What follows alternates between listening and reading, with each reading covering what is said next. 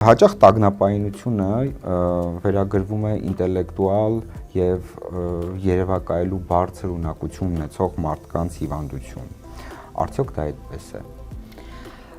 Երևակայելու բարձր ունակություն ունենալը կարող է բնորոշել, որովհետև տեսեք, իրականում դա գոյություն չունի, բայց մարդը պատկերացնում է բավոր պատահի, այսինքն այդ բավորների ամբողջական շղթայի մեջ մարդը տեսնում եւ զգում է բաներ, որոնք որ իրականում գոյություն չունեն։ Այո, սա բնորոշ է, բայց ինտելեկտուալության հետ այդքան էլ համաձայն չեմ, որովհետև նույն տագնապային խանգարումները ցավոք սրտի ունենում են նաև այն մարդիկ, ովքեր այդքան բարձր ինտելեկտ չունեն եւ այստեղ մի քիչ էլ ավելի շատ խանգարում է։ Գոնե ինտելեկտուալիզացիայի ժամանակ անձին կարողանում է բերել որոշակի կոգնիտիվ եզրահանգումների,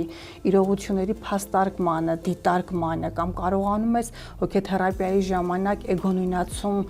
ապրեցնել մարդուն, որ մարդը կարողանա հետ վերադառնալ, ինչ որ ձևով կարողանա հասկանալ այդ իրողությունների շղթան որտեղից է սկսվել եւ ուր է գնացել հասել։